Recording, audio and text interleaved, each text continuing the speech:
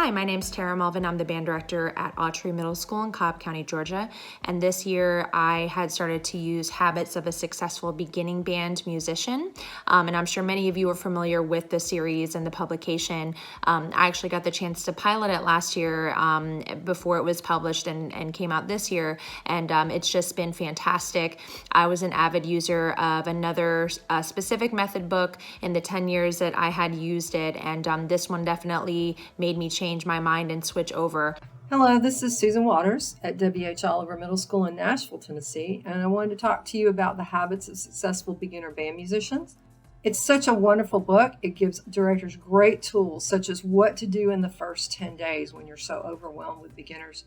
It spells out solfege, gives you exercises for singing, how to teach counting, rhythm lines to teach. It gives you a full curriculum before students ever have instruments, and that's so crucial. Hi, my name is Adam Vernon Young. I'm a second-year teacher from Mount Pleasant, South Carolina, and I've really enjoyed using the Habits of a Successful Beginner Band Musician book with our students this year and last year. It's really hard to find a perfect method book, but I will say that this book comes just about as close as you can get. The way that the lines are structured, the way that it's paced, especially with the first 10 days elements where you get the students prepped with all the basic music knowledge they need before they even start playing their instrument, all of the solfege exercises and rhythm lines to set them up for success really help the later process go much smoother. Hi, my name is Samantha Mumford. I've been teaching middle school for 11 years. Last year, we switched our sixth graders over to using the Habits Beginner book. And I'm never switching back. We really like this book. Our students have a really solid foundation right from the beginning because they're learning a lot of different skills and technique building that some of the other method books don't teach that early. So our students already understand 3 different key signatures, and they understand what they're doing when they're looking at those key signatures. And that has been different from other method books too, because other method books keep them in B flat most of the time. So our students are already just having a really good understanding of key signatures. I really appreciate the teacher tips on each page for every exercise that are in the conductor's score. For me, conducting and going through each class exercise, those teacher tips are really helpful for me, especially with the instruments that are not my primary instrument. I know that those were gathered by professionals on each of those instruments, so I feel very confident in providing instruction to all of the students. Something else that I really like about the Habits book is that the lines are balanced between technique and new skill building, and then it goes back to some fun tunes that the students like and they are familiar with, and it gives them that motivation to keep practicing those new skills in a fun way.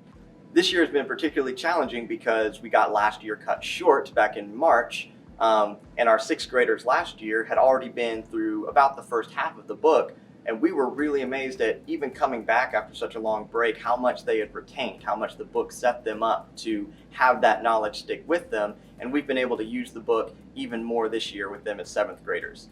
That's the other great thing about the book, is that it is really intended to be a year 1 plus. And it can continue into 7th grade, and 7th graders can benefit from the later lines in the book just as much as any beginner student could. The other great thing about that is it transitions seamlessly into the already used Habits of a Successful Middle School Musician, almost seamlessly, with a lot of exercises carrying over and a lot of concepts introduced the same way. I also really like the teacher tips at the bottom of each line in the conductor book because it reminds me of things that sometimes I might forget in the moment. And it reminds me to keep on the students about certain skills throughout the book, not just right when they've learned that skill. So it keeps you learning the newer, fresher skills for longer periods of time. It keeps it in your mind. Another one of the really useful tools has been the Music First and Practice First software that aligns directly with the book, where the students can pull up the exercise on the screen, play along with it, and it gives them incredibly detailed feedback about exactly what they need to improve. It breaks down their score into 3 areas so they can see exactly where their strong suits are and maybe where they need to do a little bit more practice. That's very helpful for us as well, so we can see where the students' weaknesses are and where we need to spend a little bit more time in the classroom. Our students have been turning in weekly assignments on Habits Universal, and we really appreciate the video technology that comes with that, because we can monitor student posture and student hand positions as they're learning how to play their instruments. And it also gives them feedback about what they are doing wrong. It tells them if they are playing notes too long, too short, wrong notes. It helps brass players especially know if they're playing on the correct partial, and that goes a long way in the beginning with the sixth graders. So we've really enjoyed the Habits Universal side of the book as well. It really correlates with what we're doing in our classroom. I think the most important thing out of all of this is that the kids enjoy the book. The lines are enjoyable, they're well sequenced, and they're learning something on every line, even whether they know it or not. They keep coming back for more. They're eager to go on to the next line because each line is so focused on exactly what they're supposed to be getting out of it. That's very helpful as educators, but also for them as well. It's all from the heart because, that's really helping a lot. Like the seventh graders, I can go and ask any student, just what key are we in? And they know, and then they do it. That has not been the case before. I just really love the sequence of everything, how everything is introduced. It goes through solfege at the beginning, which I had already been doing with my students.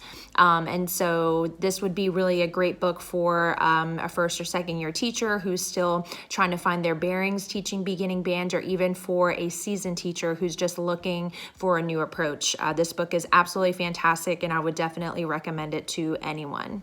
There were a lot more light bulb moments, I think, because I've always been frustrated when there are too many new concepts applied to an exercise at one time.